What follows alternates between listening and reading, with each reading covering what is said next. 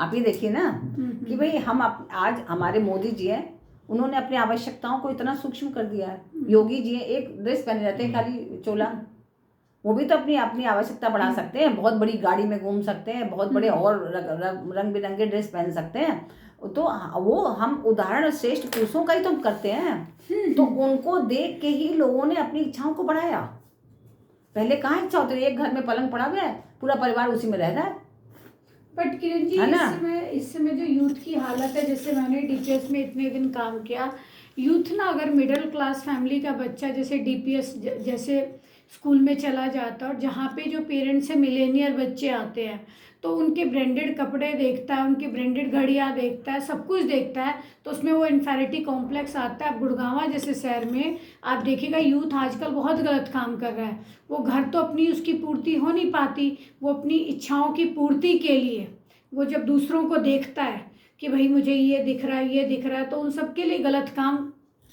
तो इसमें आप ये समझिए कि इसमें जो भगवान श्री कृष्ण कह रहे हैं श्रेष्ठ पुरुष, उन्होंने श्रेष्ठ पुरुष किसको माना? उन्होंने श्रेष्ठ पुरुष माना फिल्म के हीरो हीरोइनों को।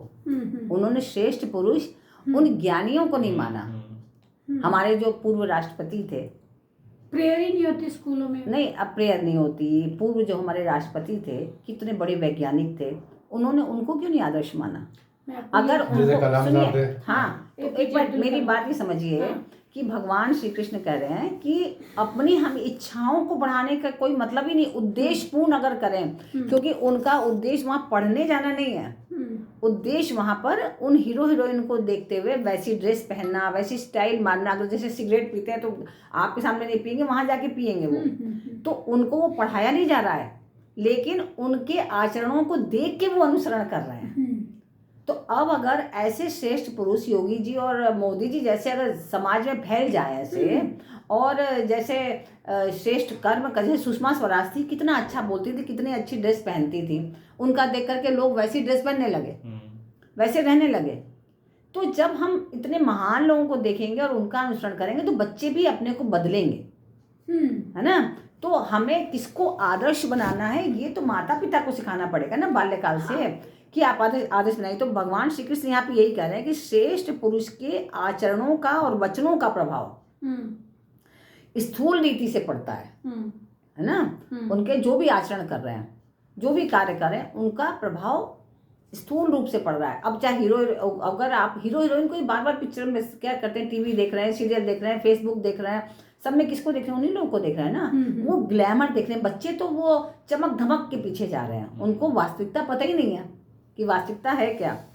तो क्या होता है कि ये जो स्थूल प्रभाव हमारे ऊपर होता है वो सीमित होता है, वो उसका असीमित नहीं है, वो सीमित प्रभाव है।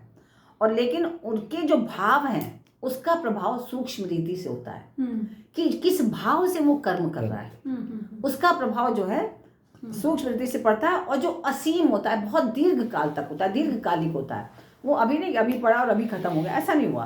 तो उसका जो भाव, अगर वो भाव खराब है तो भी और भाव अच्छा है तो भी उसका प्रभाव बहुत दीर्घ काल तक रहता है। तो क्रिया तो सीमित होती है, लेकिन जो हमारे भाव होते हैं ना वो असीम होते हैं। अगर पहले तो लोग देखते रहे कि नहीं, हमारे जैसे घर का जो मुखिया है, अगर आपको ये हमेशा उपदेश दे कि बेटा ऐसा काम नहीं करा करो, ये काम गलत होता है, आपको कहे कि बेटा सिगरेट नहीं पिया करो, खुद कोने में बैठ कर सिगरेट पीता रहे, तो बड़े लोग मानेंगे? बच्चे लोग मानेंगे उसकी बात? वो तो छिप के देखेंगे कि कैसे पिताजी हमारे पी रहे थे, ऐसे हम भी पिए। तो छिप के वो कर्म करेगा जो उसको कर्म नहीं करना चाहिए, क्योंकि कहने से काम नहीं होगा। आपको आपके आचरण को देख के वो अनुसरण करेगा। तो आपको वैसे कार्य करने पड़ेंगे स्वयं में। कथनी और करनी में फर्क होगा तो, हाँ, कथनी और करनी में अगर फर्क हुआ तो उसका कोई उसको वो नहीं करेगा।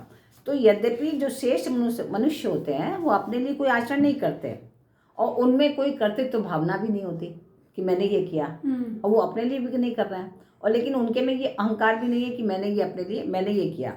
फिर भी लोगों की दृष्टि में वह आचरण करते हुए दिखते हैं, ये जबकि उनकी भावना नहीं कि मैं अपने लिए कर रहा हूँ, और ये अहंकार भी नहीं कि मैं दूसरों के लिए कर रहा हूँ, लेकिन फिर भी लोगों की दृष्टि में वो कार्य करते हुए दिख रहे हैं। तो जो दिखने के कारण यहाँ आचरति कहा गया कि आचरति ऐसा कार्य कर रहे हैं, उनके कार्यों को देखो और समझो। तो उसके द्वारा सबके लिए उपकार जो होता है स्वतः होता जा रहा है।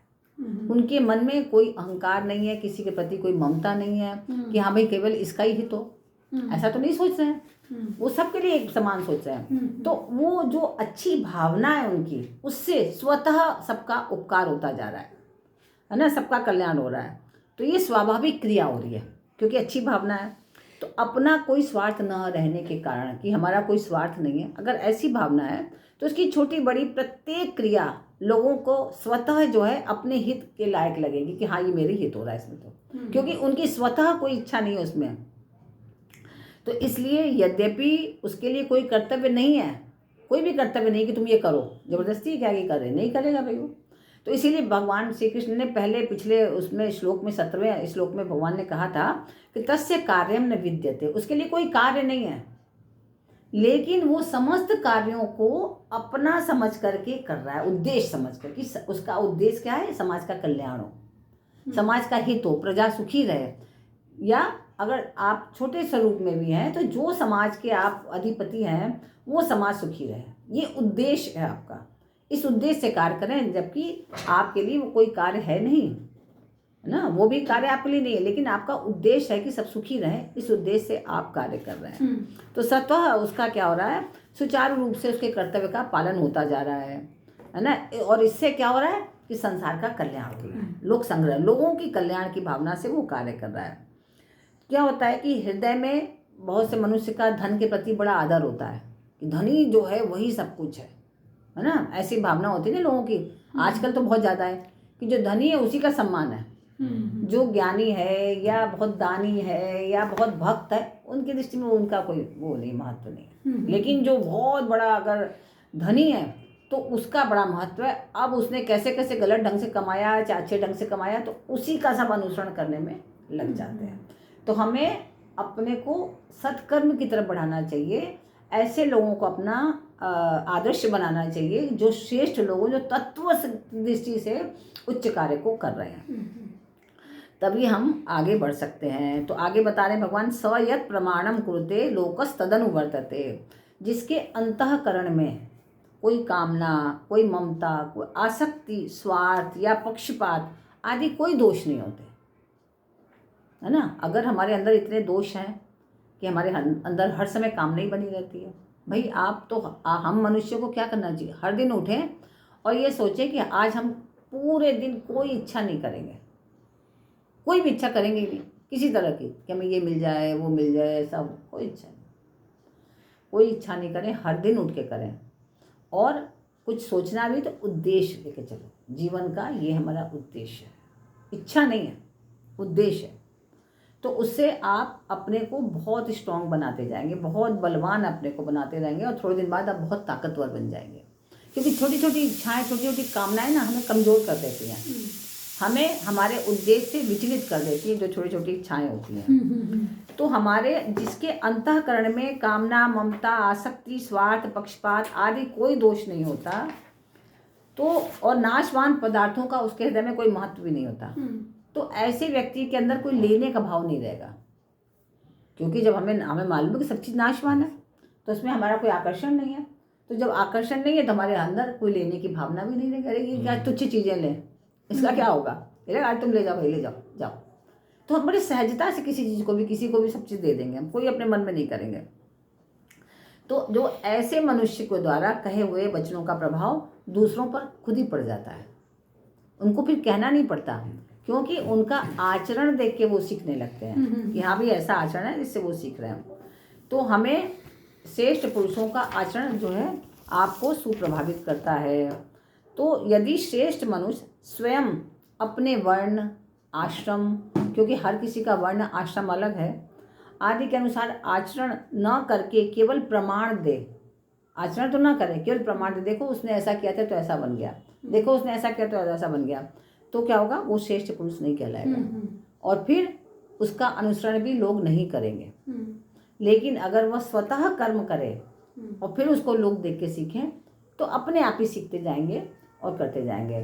तो जैसे ये भी कहा जाता है कि जैसे अगर राजा ने जमीन की मिट्टी सिर पे लगा ली तो लोग क्या कहेंगे, अरे देखो इन्होंने चंदन लगाया है ना। कोई नहीं कहेगा अरे मिट्टी पोत ली सिर पर, क्योंकि वो राजा है और सब सोचेंगे हाँ यही चंदन होता है, इसी को हमको माथे पे लगाना चाहिए। क्यों? कि वो श्रेष्ठ पुरुष है, इसलिए ऐसे लगता है कि हम उनका आचरण को हम अपना आदर्श मान के हम उन्हीं का अनुसरण करें। तो वही भगवान श्री कृष्ण कह रहे हैं कि तुम वो श्रेष्ठ पुरुष बनो, तुम आदर्श बनो, और आदर्श बन के अपने कर्तव्य कर्म को करो, फलाशक्ति की कामना के बगैर करो काम। तुम ये नहीं कि तुम मन में ये आसक्ति है कि मैं मेरे भाई ये हो जाए, ऐसा ना हो, ये ऐसी भावना से मत करो। तुम्हें सिर्फ कर्म करना है समाज के कल्याण के लिए। उद्देश्य तुम्हारा क्या है? कि जन का कल्याण हो, जो धर्म की हानि हो रही है वो ना हो, अधर्म की विजय न हो, धर्म की विजय हो, इस उद्देश्य से अपना कार्य करो। इसलिए इसको अघोर कर्म मत समझो, अपने क्षत्रिय कर्म को करो। अब तीसरे अध्याय के 22वें श्लोक में हम लोग प्रवेश कर रहे हैं। न मे पार्थास्ति कर्तव्यम त्रिषु लोकेषु किंचन नानवाप्तमवाप्तव्यम वर्त एव च कर्मणि।